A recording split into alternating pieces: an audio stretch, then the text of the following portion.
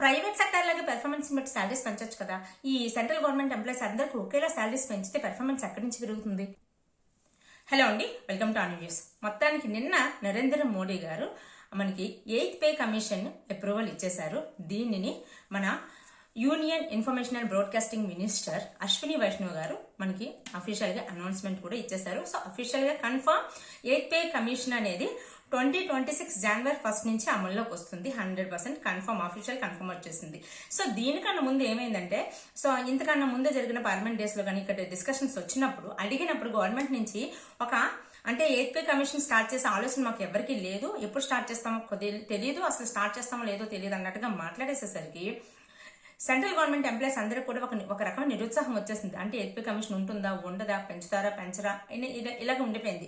But all of the sudden నిన్న జనవరి 16th 2025 రోజు నరేంద్ర మోడీ గారు మనకి 8th పే కమిషన్ అప్రూవల్ ఇచ్చేశారు.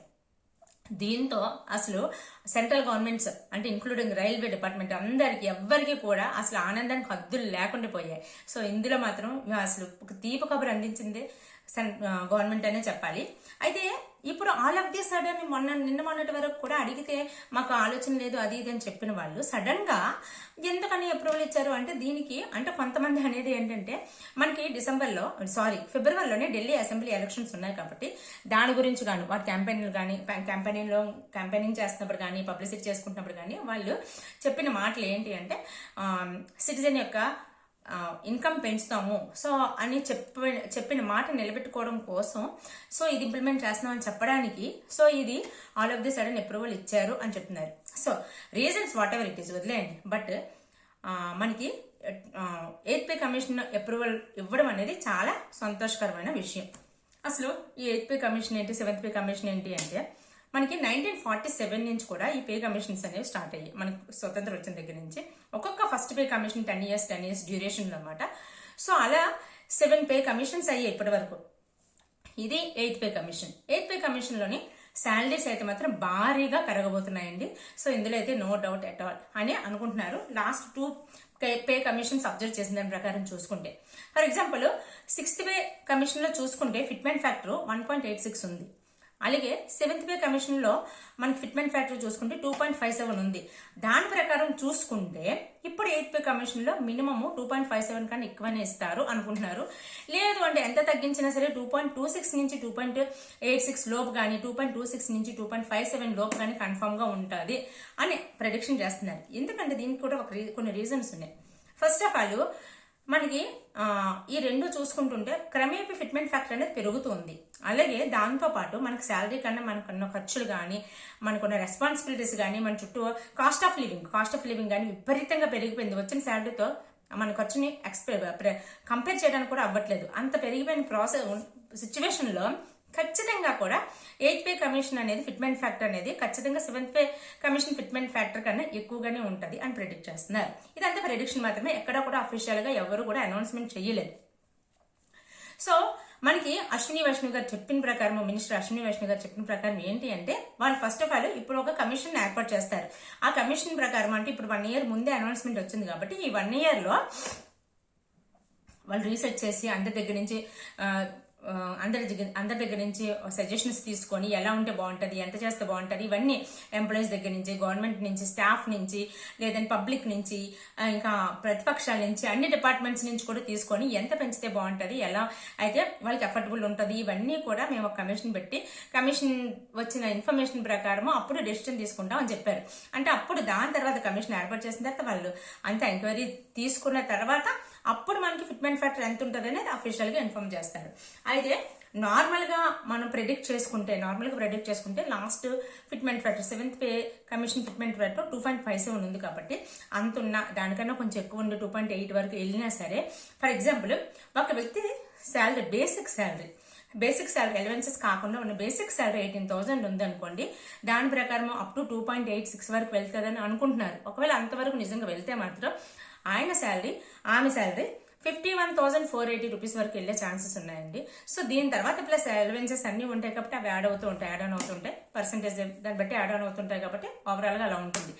సో ఇది మనకి ఫిట్మెంట్ ఫ్యాక్టర్ ఒకవేళ 2.86 వరకు వెళ్తే అప్ టు 2.86 వరకు వెళ్తే, లేదు 2.57 2.27 వరకు ఉండిపోతే 41,000 వరకు వెళ్ళే అవకాశం ఉంది. 2.27 వరకు వెళ్తే మాత్రం 2.27 వరకు పెంచితే 18,000 ఉన్న బేసిక్ శాలరీ 41,000 వరకు వెళ్ళే అవకాశం ఉంది. సో ఇలా అయినా సరే బాగా పెరిగినట్టే శాలరీస్. అయితే ఇక్కడ మనకి టోటల్ గా central government employees 50 lakhs ఉన్నారంటండి. 50 lakhs plus 65 lakhs pensioners ఉన్నారు. సో వీళ్ళందరూ కూడా వర్తబుల్ అవుతుంది ఇది. అయితే పెన్షనర్స్ కి అయితే 25 to 30% బేసిక్ శాలరీ మీద 25 to 30% పెరిగే అవకాశం ఉంది వాళ్ళకి అని చెప్తున్నారు. ఇదంతా కూడా అఫీషియల్ గా ఎక్కడ ఏమీ లేదు. సో ఇది ఒక్కసారి అఫీషియల్ గా ఇన్ఫార్మ్ వచ్చిందంటే 8th pay కమిషన్ అనేది జనవరి 2026 నుంచి అయితే ఖచ్చితంగా ఇంప్లిమెంటేషన్ అయితే స్టార్ట్ అవుతుంది. ఇదైతే చాలా సంతోషపడవలసిన విషయమే. అయితే ఇక్కడ ఏంటంటే పబ్లిక్ లో ఒక రకమైన చిన్న టాపిక్ వస్తుందండి, చిన్న కాంట్రవర్షియల్ టాపిక్ లాంటిది అనుకోండి, బట్ కాదే అనుకోవచ్చు. ఏంటంటే పబ్లిక్ సెక్టర్, ప్రైవేట్ సెక్టర్ లో మాట్లాడుకుంటే ప్రైవేట్ సెక్టర్ లోని పెర్ఫార్మెన్స్ కానీ వాళ్ళ లాభాల గురించి కానీ అన్ని మాట్లాడుకుంటున్నప్పుడు మనకి వాళ్ళు పెర్ఫార్మెన్స్ బేస్ చేసుకుని శాలరీస్ పెంచుతుంటారు, శాలరీ హైక్స్ ఇస్తుంటారు. ఇలా ఉంటుంది కదా, అప్పుడే ఆటోమేటిక్ గా పెర్ఫార్మెన్స్ పెరుగుతుంది, కాంపిటీషన్ పెరుగుతుంది, మంచిగా వర్క్ చేస్తారు, ఇలాంటివన్నీ ఉంటాయి కదా. బట్ గవర్నమెంట్ ఎంప్లాయీస్కి వచ్చేసరికి either state or central government ఎవరైనా సరే వాళ్ళు ఇలా మేము పని చేసినా చేయకపోయినా సరే శాలరీస్ పెరుగుతూనే ఉంటాయి. ఎప్పటికప్పుడు శాలరీస్ అందరికీ పని చేసినోడికి ఒకేలా పెరుగుతాయి, పని చేయలేనోడికి ఒకేలా పెరుగుతాయి. మరి ఎందుకు అంతలా కష్టపడడం అనే భావన వచ్చేస్తుంది కదా. అలాంటప్పుడు ఎందుకు ఒకేలా పెంచడం అనేది ఒక పబ్లిక్ లో ఇలాంటి ఒక్క క్వశ్చన్ అయితే రేజ్ అవుతుందండి, ఎందుకు ఊరికి అలా పెంచుతున్నారు అని. అయితే దీనికి మనం అనుకుంటే ఒకవేళ వీళ్ళు గ్రేడ్స్ ప్రకారం చూసుకున్నా దేని ప్రకారం చూసుకున్నా సరే ఇక్కడ ఏంటంటే ఒక ప్రైవేట్ సెక్టర్ అనేది factories wise, companies wise divide అయిపోతూ ఉంటది.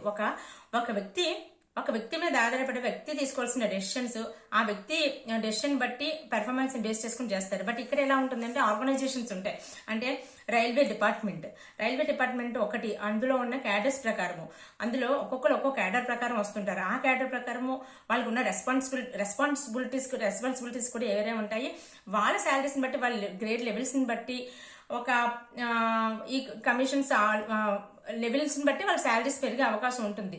సో దానికి మన ప్రైవేట్ సెక్టర్ కి పోల్చవలసిన అవసరం ఎట్టుబస్తుందో లేదు అని అంటున్నారు. ఎందుకంటే ఈ సిస్టమ్ వేరు, ఆ సిస్టమ్ వేరు అని చెప్పి. బట్ కొంతమంది ఏమంటున్నారంటే ఎలాంటిదైనా సరే ఇలా చేస్తే గవర్నమెంట్ సెక్టర్ కూడా ఇంకా మంచి రిజల్ట్ వస్తుంది కదా అని అంటున్నారు అనమాట. ఇలాంటి చిన్న ఒక టాపిక్ అయితే రేజ్ అవుతుంది. సో ఇది ఓన్లీ పబ్లిక్ లో వస్తున్న టాపిక్ తప్ప గవర్నమెంట్ నుంచి ఎటువంటి సందేహం లేదు, ఏమీ లేదు. గవర్నమెంట్ తరపు నుంచి అయితే మాత్రం ఈ 8th pay కమిషన్ నార్మల్గా ఎప్పుడూ లాగే అందరికి ఈక్వల్ గానే శాలరీస్ ఇంక్రీజ్ అవుతాయి. వాళ్ళ శాలరీస్ ని బట్టి, బేసిక్ శాలరీని బట్టి, వీళ్ళు ఇస్తున్న ఫిట్మెంట్ ఫ్యాక్టర్ని బట్టి అందరికి ఒకేలాగా ఇంప్లిమెంట్ అవుతుందండి. సో ఇది ఓవరాల్ గా నాకు వచ్చిన ఇన్ఫర్మేషన్ మీకు అందిద్దామని ఈ వీడియో చేస్తున్నాను. సో మొత్తానికైతే ప్రైమ్ మినిస్టర్ గారు 8th pay కమిషన్ అనేది అప్రూవల్ చేశారు 1 year ముందు. ఇంతకు ముందు 7th pay కమిషన్ అనేది 2016 అప్రూవల్ కావాలి కదా. అయితే ఆయన మన్మోహన్ సింగ్ గారు ఉన్నప్పుడు 2014 లోనే అనౌన్స్మెంట్ చేశారు అన్నమాట, 2016 లో 7th pay కమిషన్ వస్తుంది అని చెప్పేసి.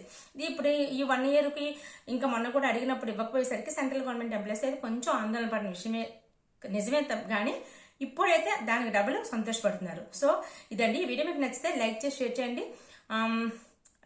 మీ అభిప్రాయం, మీకు ఇంకా ఇన్ఫర్మేషన్ ఏమైనా తెలిసి ఉండేది దాన్ని కామెంట్ చేసి చెప్పండి. Take care, by by.